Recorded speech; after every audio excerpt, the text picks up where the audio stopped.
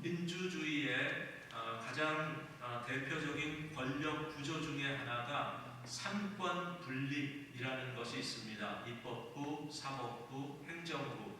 이 기관을 셋으로 나눠서 분리를 해서 서로 체크하고 밸런스를 맞춰가는 그러한 일을 하게 만든 것이 민주주의의 중요한 어떤 그 정치적인 시스템인 것을 우리가 알고 있는데, 하나님께서는 이스라엘 백성에게 이스라엘이라는 나라를 주실 때 그와 같은 시스템, 세상의 그 어떤 원리와 원칙에 맞춘 것이 아니라 하나님께서 보실 때 영적인 시스템이 이러해야 되겠다라고 해서 하나님께서 우리 이스라엘 백성들에게 허락하신 그러한 권력, 영적 권력 구조가 있는 것을 보는데, 그게 바로 왕과 제사장과 선지자, 이 세 개의 직분을 하나님께서 허락해 주신 겁니다.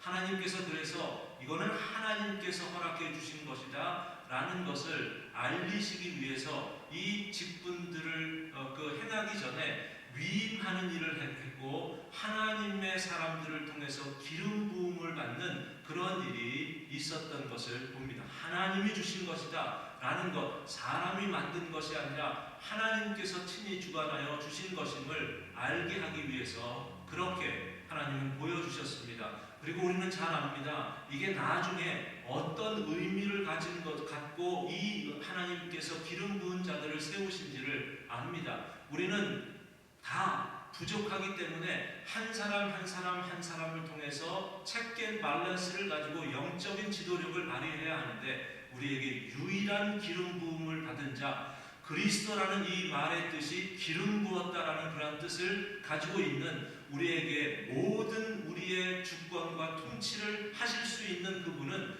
그리스도 한 분, 예수 그리스도 한 분밖에 없다는 것을 우리에게 보여주시기 위해서 하나님은 이와 같은 일을 하신 것을 봅니다. 하나님께서 이스라엘 백성들에게 왕을 주셨습니다. 선지자를 주셨습니다. 제사장의 직분들을 허락해 주셨습니다. 그런데 왕의 역할을 제대로 감당하지 못해서 이스라엘 백성을 혼란과 혼돈 가운데 빠뜨리는 일들이 있습니다. 때로는 왕과 제사장이 다 하나님 앞에 바로 서지 못합니다. 이런 일들이 있게 될 때 하나님께서는 어떤 일을 하셨냐면, 그 나머지 직분, 선지자와 같은 그러한 직분을 가진 사람들을 통해서 그들을 일으켜 세우셔서 그들을 통해서 그들의 왕과 제사장이 잘못한 것들에 대해서 지적하게 하시고 그 부분들을 고쳐갈 수 있는 그러한 기회들을 허락해 주신 일이 있는 것을 봅니다. 특별히 사울과 같은 경우 그랬습니다. 사울이 다윗을 죽일 때 미친 사람처럼, 제정신이 아닌 사람처럼 다윗을 죽이려고 안달이 되어서 그렇게 일을 할 때 하나님께서는 제사장이었던, 그 당시에 대제사장이었던 아히멜렉이라는 사람을 통해서 사울을 깨우치는 일을 한 적이 있는 것을 봅니다. 그가 당신의 사위가 아닙니까? 그가 호위 대장도 되지 않습니까? 그가 왕실에서 존귀한 자가 아닙니까? 라고 하면서 사울을 향해서 좋은 권면과 조언을 했던 것을 봅니다. 그런데 사울이 그 이야기를 듣지 않습니다. 그 아히멜렉이라는 제사장을 죽입니다. 그리고 더 나아가서 그와 함께 있었던, 노베에 있었던 그 85명의 제사장들을 다 죽이는 그러한 파렴치한 죄를 범하는 그러한 일들이 있었던 것을 봅니다. 다윗이 죄를 범합니다. 살인죄를 범합니다. 간음죄를 범합니다. 그 외에 여러 가지 죄를 범할 때 하나님은 어떻게 하십니까? 나단 선지자를 통해서 그의 죄를 배개케 하고 하나님 앞에 돌이키게 하는 그러한 일을 하게 됩니다. 다윗이 그 하나님의 간섭 가운데 실제로 그의 삶의 돌이킴과 회개의 역사가 있었던 것을 봅니다. 아합과 같이 북쪽 이스라엘에 그토록 악한 왕이 있었습니다. 바알과 아세라를 섬기는 그런 잘못된 죄를 범하게 되었을 때 하나님은 하나님께서 크게 사용하여 쓰셨던 엘리야와 같은 선지자를 동원하셔서 그를 통해서 아합의 죄를 묻게 하시고 그가 돌이키게 합니다. 그런데 그가 너무 악해서 하나님께서 아무리 엘리야를 통해서 그에게 마음을 돌이키지 않습니다. 그런데 마지막에 그가 돌이키고 회개하는 일을 합니다. 하나님께서 그 아합을 향해서 이렇게 아합이 내 앞에서 겸비함을 보았느냐라고 하면서 말씀하신 적이 있는 것을 봅니다.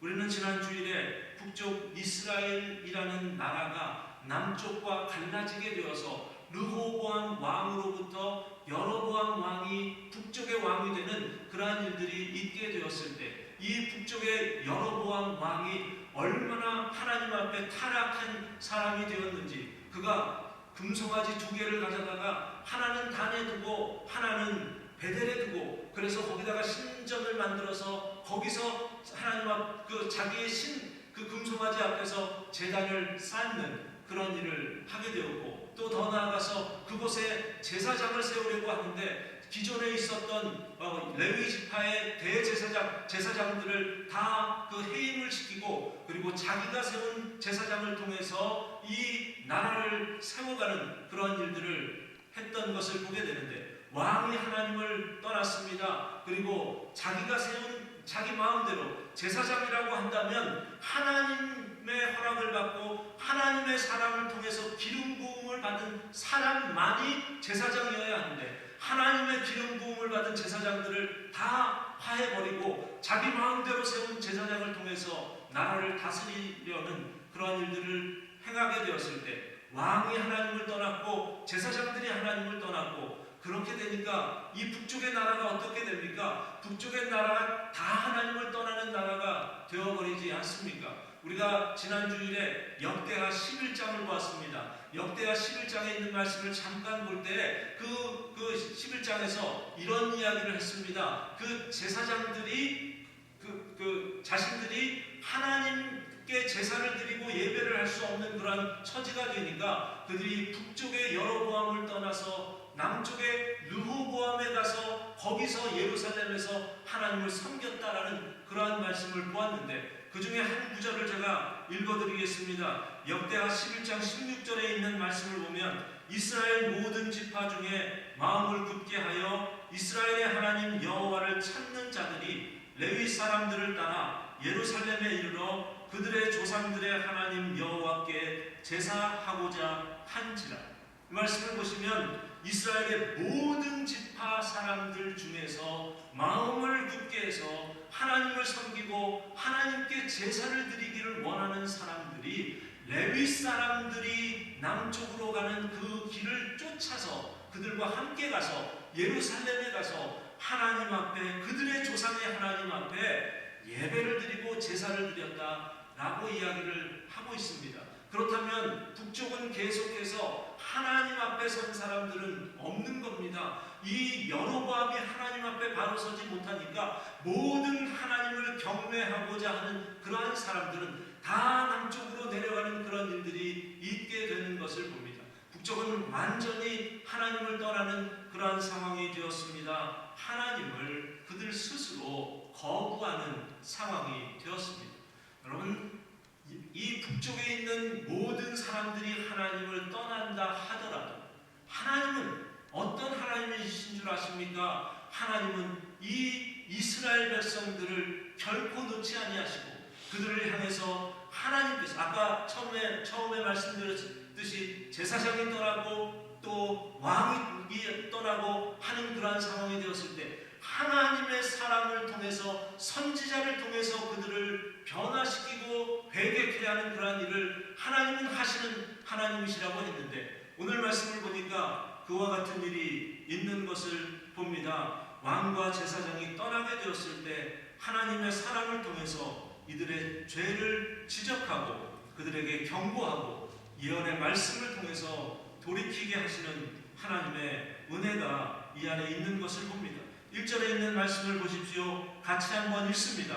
1절입니다. 보라, 그때에 하나님의 사람이 여호와의 말씀으로 말미암아 유다에서부터 베델에 이르니 마침 여로보암이 제단 곁에 서서 분향하는지라. 여기를 보면 하나님의 사람이라고 이야기했습니다. 이게 하나님의 선지자, 제가 아까는 선지자라고 했는데 이 선지자라는 표현이 없는 것 같지만 나중에 18절에 있는 말씀을 보면 이 하나님의 사람이 바로 선지자라는 것을 우리가 알 수가 있습니다. 하나님의 사람을, 이 하나님의 사람 선지자를 어디에서부터 택하셔서 부르셨다라고 이야기를 합니까? 1절에 있는 말씀을 보시면 유다에서부터 베델까지라고 이야기합니다. 유다에서 불렀습니다. 왜 이게 상징적인 의미를 가지고 있는데 왜 유다에서 부릅니까? 하나님께서 원하시면 얼마든지 북쪽에 있는 이스라엘 땅에서 부르실 수도 있었는데 하나님은 북쪽에 있는 이스라엘 땅에서 부르지 아니하시고 남쪽의 유다에서 하나님의 사람을 불러서 북쪽의 이스라엘 백성들이 하나님 앞에 죄를 범하고 있는 베델로 그를 인도하는 일이 있는 것을 봅니다. 그만큼 북쪽 이스라엘 백성들이 하나님을 버린 것이, 하나님을 거부한 것이 얼마나 심각한 것이고 그들의 타락이 얼마나 극심한 것인지를 보여주고 있는 겁니다. 그리고 1절 뒷부분에 있는 말씀을 보면 하나님이 이 하나님의 사람이 누구를 만났답니까? 그리고 그 사람이 무엇을 하고 있었다고 이야기를 합니까? 여로보암 왕을 만났답니다. 그 여로보암 왕이 제단 곁에 서서 분향을 하고 있었다라고 그렇게 기록되고 있는 것을 봅니다. 가장 극심한 죄를 하나님 앞에 범하고 있는 겁니다. 가장 극렬하게 하나님을 거부하는 그 모습을 보이는 바로 그 자리에 하나님의 사람을 부르셔서 하나님의 사람으로부터 그의 죄가 얼마나 하나님 앞에 큰 죄인지를 알리는 일을 한 겁니다. 하나님의 심판이 그들에게 임할 것을 예고하며 예언하는 일을 하는 것을 봅니다. 어떤 예언을 하는지 그 말씀도 같이 읽겠습니다. 2절에 있는 말씀입니다. 하나님의 사람이 제단을 향하여 여호와의 말씀으로 외쳐 이르되 제단아 제단아 여호와께서 이와 같이 말씀하시기를 다윗의 집에 요시아라 이름하는 아들을 낳으리니 그가 내 위에 분향하는 산당 제사장을 내 위에서 제물로 바칠 것이요 또 사람의 뼈를 내 위에서 사르리라 하셨느니라. 극심한 죄를 범하는 그곳에 하나님의 무서운 예언의 말씀이 있지 않습니까? 하나님 앞에 제사를 드리는 것이 아니라 베델에서 금송아지를 앞에 두고 제사를 드리는 여로보암 왕의 그 모습, 바로 그 순간에 하나님의 사람을 통해서 이야기를 하는데 어떻게 이야기한답니까? 제단아 제단아 이렇게 이야기한답니다. 여로보암을 향해서 이야기를 하는데 여로보암아 라고 이야기를 하지 않고 제단아 제단아 그냥 살아있지도 않은 제단을 향해서 제단아 제단아 이렇게 이야기를 한다고 말합니다. 무엇을 보고 싶지도 않은 겁니다. 하나님의 사람 선지자가 그냥 그 극심한 죄 가운데 빠진 이 여로보암과 상대할 수조차 없는 그러한 죄를 범한 여로보암에게 그냥 얼굴을 보고 대면해서 이야기할 가치가 없는 자에게 하나님은 이야기를 하지 않게 합니다. 제단을 향해서 이야기를 합니다. 여러분 부부싸움을 하면 자녀들이 있는 경우에 부부싸움을 하면 이렇게 할 때가 있지 않습니까? 서로 싸움을 한 다음에 이야기를 하고 싶지 않아서 자녀들을 통해서 간접적으로 이야기를 합니다. 야, 아빠한테 진지 저녁 드시라고 해 라고 이야기합니다. 아이가 또로록 따라가서 아빠 앞에 가서 엄마가 그러는데 아빠 저녁 드시래요 라고 이야기합니다. 그러면 아빠는 안 먹는다고 해 뭐 이렇게 이야기하면 따라가서 안 먹는다고 지금 서로 얼굴을 보고 그 이야기하는 것조차 원치 않고 싫을 때 그렇게 이야기를 하는데 하나님의 사람이 여로보암 앞에 이야기하는 것이 마치 그런 것 같습니다. 너무 극심한 죄를 하나님 앞에 범한 이 여로보암 앞에서 하나님께서는 이야기를 하되 제단아 제단아 라고 하면서 앞으로 일어날 그 하나님의 엄중한 심판에 대해서 말씀을 하고 있는 것을 봅니다. 실제로 오늘 2절에 있는 이 말씀, 다윗의 뿌리에서 다윗의 집에서 요시아라고 하는 사람이 날 것이다. 이런 표현이 있는데 실제로 다윗의 유다 지파의 왕 가운데 16대 왕 300년 정도 지난 그 후에 요시아라는 왕이 나와서 하나님의 성전을 거룩하게 하고 산당을 폐하고 하는 그러한 종교 개혁과 같은 그와 같은 일을 행하고 있는 것을 봅니다. 300년 뒤에 일어날 일들에 대해서 2절에서 말씀을 하십니다. 그런데 300년 뒤에 일어날 일을 이야기한다면 여로보암과는 상관이 없는 것처럼 들릴 수 있습니다. 여로보암에게는 아무런 의미가 없습니다. 300년, 지금 일어나지 않는데 300년 후에 일어날 것인데 여로보암에게 이 일에 대해서 여로보암이 아무런 반응을 하지 않아도 될 것 같습니다. 그런데 여러분 어떻습니까? 제가 예언에 대해서 말씀드린 적이 있습니다. 예언이 뭐라고 했습니까? 앞으로 일어날 일에 대해서 미리 예고하는 것만 예언이 아니라고 했습니다. 예언은 앞으로 일어나는 것을 이야기하는 것보다 더 중요한 의미가 있는데 그 의미는 하나님의 말씀을 대신해서 하나님의 백성이나 세상 앞에 예고하고 말씀하는 그것이 더 의미가 있는 것을 봅니다. 그래서 그 하나님의 말씀을 대언한다 라는 그러한 의미가 원어의 의미 가운데 있습니다. 또 영감에 의해서 하나님의 영에 사로잡혀서 말한다. 영어 그 표현에는 under influence of divine spirit 이라는 표현이 있는 것을 봅니다. 하나님의 영에 사로잡혀서 세상 앞에 대언하는 그러한 모습, 그게 바로 예언이라고 할 수 있는 겁니다. 하나님의 사람을 통해서 하나님의 영에 사로잡혀서 하나님의 뜻을 여로보암에게 전했습니다. 그러면 여로보암은 어떻게 그것에 대해서 반응을 해야 마땅합니까? 여러분이 하나님의 말씀을 들었습니다. 하나님께서 우리에게 전하는 하나님의 능력의 말씀을 우리가 접하게 되었을 때 어떻게 반응을 하느냐? 300년 뒤에 일어날 거니까 나하고는 상관없는 거야. 나중에 내 자손들이나 걱정할 거야. 그렇기 때문에 나에게 영향을 미치지 않는 것이라면 아무 상관없어, 괜찮은 거야. 이렇게 반응을 해야 합니까? 그렇지 않습니다. 그렇게 생각하면 오산입니다. 여러분 그 성경에서 요한계시록 성경 66권 중에 예언에 관련된 이야기가 가장 많이 담겨져 있는 대표적인 성경 가운데 하나가 요한계시록 아닙니까? 요한계시록은 앞으로 일어날 일들에 대해서 하나님께서 하나님의 사람 요한을 통해서 말씀을 하신 겁니다. 그러면 요한계시록을 여러분이 읽을 때 이 요한계시록에 있는 말씀들을 이제 우리와는 상관없이 앞으로 만약에 이런 징조들이 일어나게 되면 내가 그 징조에 반응을 할 수 있지만 그러나 지금은 아니야 라고 그렇게 읽어야 합니까? 그렇지 않습니다. 요한계시록에 있는 말씀의 가장 서론을 보시면 한번 찾아보겠습니다. 요한복음 1장입니다. 요한복음 1장 1절부터 3절까지의 말씀입니다. 요한계시록 1장 1절에서 3절, 제일 뒤에 있는 요한계시록이 399페이지에 있습니다. 같이 1절부터 3절까지 있습니다. 예수 그리스도의 계시라.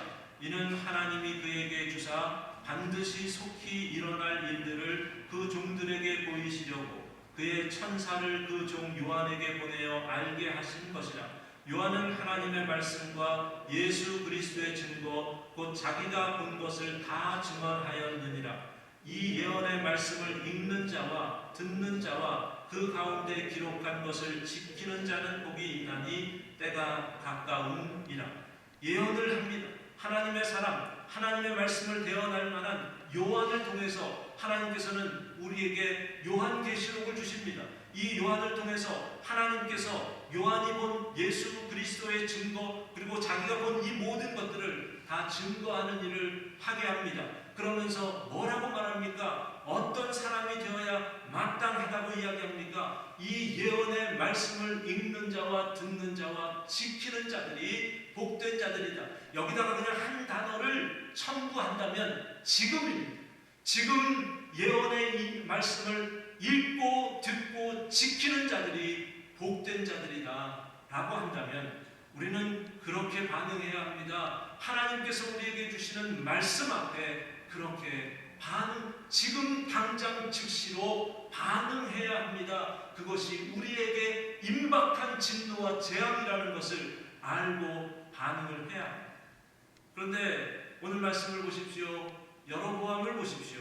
어떻게 반응을 합니까? 앞으로 일어날 300년 후에 되어질 일들에 대해서 이야기를 하는데 그가 어떤 것으로 반응을 하냐면 그 자리에서 누구를 잡으려고 합니까? 바로 자기에게 엄중한 하나님의 말씀을 예언하는 하나님의 사람을 붙잡으려고 그가 사람들을 향해서 제단에서 손을 펴며 그를 잡으라고 이야기하는 일을 하게 됩니다. 자기에게 하나님의 예언의 말씀이 거스렸기 때문입니다. 선지자를 감히 자기가 잡아 죽이라고 말하고 있습니다. 하나님의 사람을 통해서 자신의 죄를 돌이키게 하려는 하나님의 은혜가 그 안에 있는데 그 은혜는 보지 못하고 그것이 자신에게 거스렸기에 그 사람을 오히려 잡아 죽이려는 엄청난 죄의 극심함에 더 깊이 빠지게 되는 여로보암의 모습을 보는 겁니다.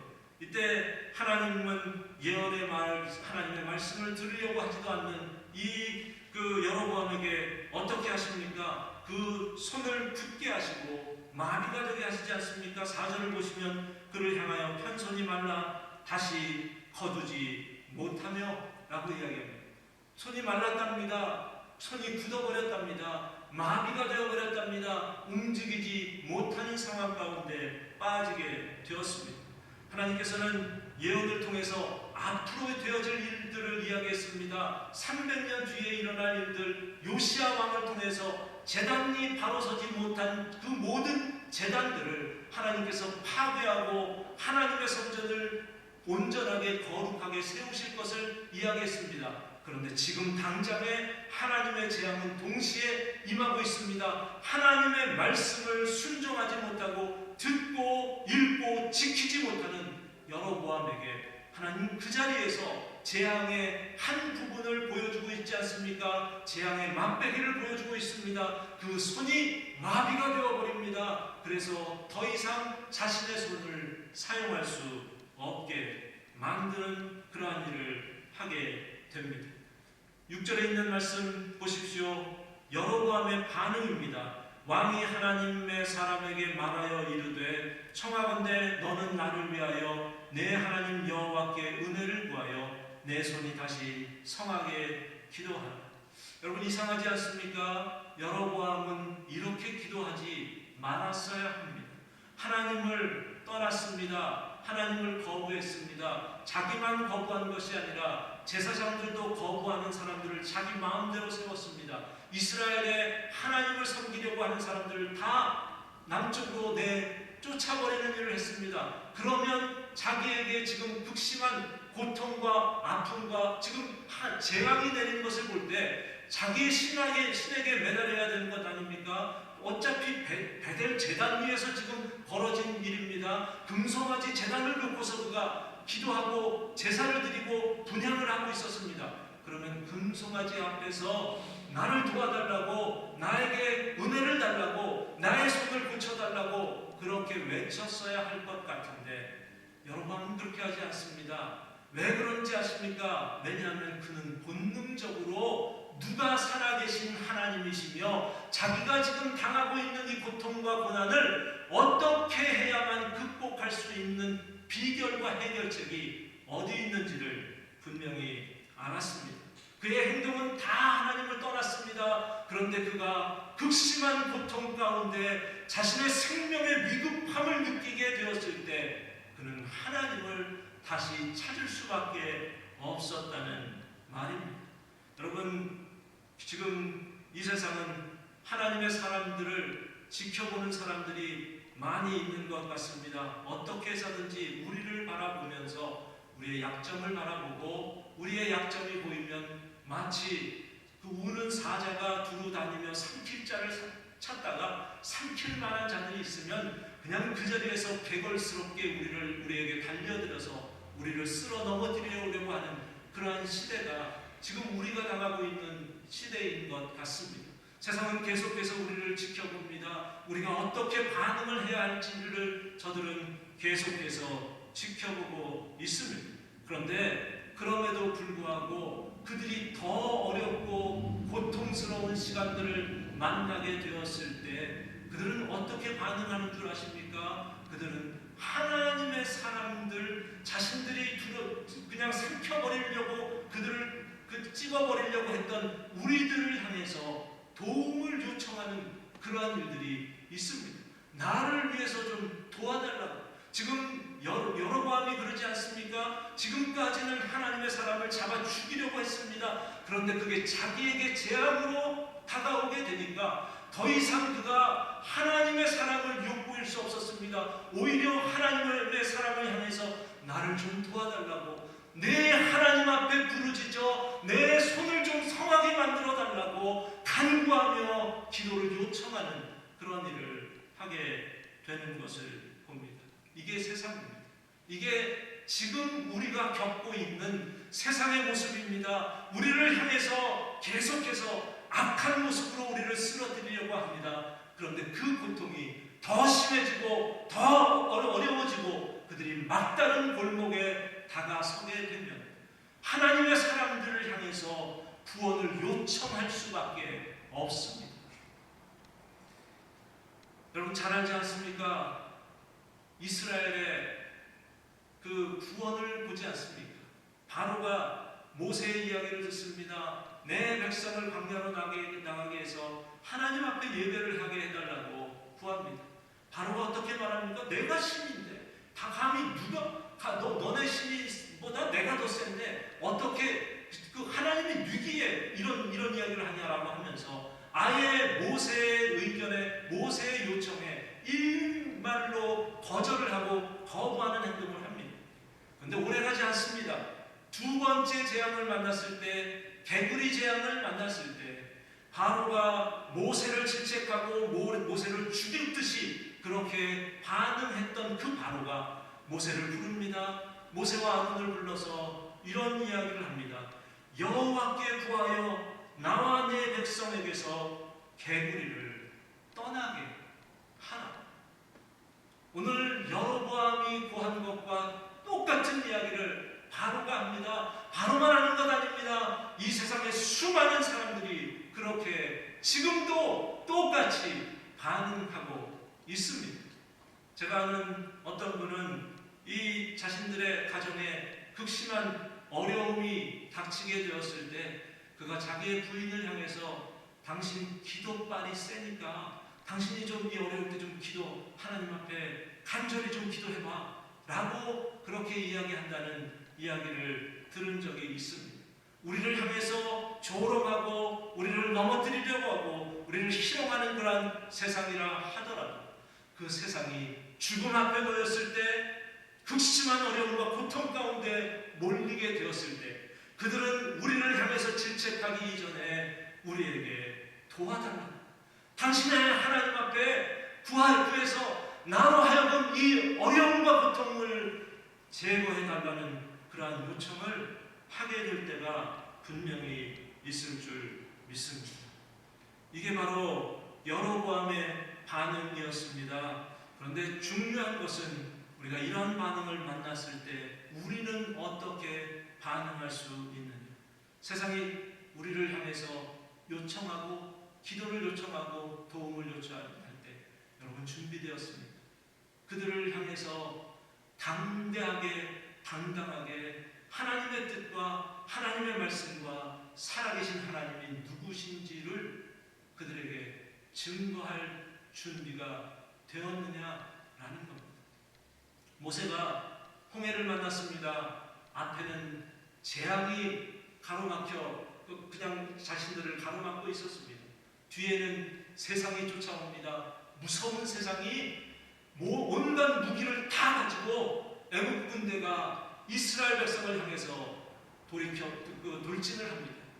이스라엘 백성들이 좌우를 살피니까 아무리 봐도 그들이 갈 데가 없었습니다. 모세를 원망합니다. 모세에게 이런 말을 합니다. 우리가 이렇게 말하지 않았더냐? 우리를 그냥 내버려달라고 하지 않았더냐? 우리가 그냥 바로를 섬기게 그냥 내버려달라고 이야기하지 않더냐? 우리가 애국 사람을 섬기는 것이 광야에서 이렇게 죽는 것보다 나은 것이다 라고 하면서 그들이 어쩔 줄 몰라서 모세와 아론을 원망하는 그러한 모습을 보일 때, 여러분, 모세는 준비됐습니다. 모세는 이러한 상황 가운데 몰릴 때 같이 어찌할 줄 몰라서 두려움 가운데, 고통 가운데 그들도 하나님을 향해서 원망하는 그러한 말을 하지 않습니다. 모세가 어떻게 합니까? 너희는 두려워하지 말고 가만히 서서 여호와께서 오늘 너희를 위하여 행하시는 구원을 보라. 너희가 오늘 본 애굽 사람을 영원히 다시 보지 아니하리라. 여호와께서 너희를 위하여 싸우시리니 너희는 가만히 있을지니라. 여러분, 준비됐습니까? 이 준비됐습니까? 하나님이 통치하시는 이 세상 앞에서 우리가 마땅히 하나님의 백성이 해야 할 우리의 반응을 준비하고 계십니다. 세상은 흔들리고 있습니다. 불안과 초조에 빠져 있습니다. 흔들리지 마십시오. 세상이 휩쓸고 있는 그 똑같은 두려움과 고통 가운데 우리도 같이 거기에 그냥 멜팅이 돼서 우리도 똑같이 두려움 가운데 반응하지 마십시오. 정말 그렇게 하고 싶다면 하나님 앞에서 하십시오. 하나님 앞에 고백하십시오. 하나님, 내가 이것밖에 되지 않습니다. 나를 용서해달라고. 세상 앞에서 지금 우리도 매일매일 넘어지고 쓰러집니다. 그러나 우리의 믿음이 얼마나 간사하고 연약한지 하나님 앞에 우리의 부끄러움을 내려놓으실 수 있기를 바랍니다. 하나님께서 우리를 가만히 두지 아니하실 겁니다. 하나님께서 반드시 세상 앞에 바로 설 수 있도록 우리의 마음과 생각을 다스려 주실 것입니다.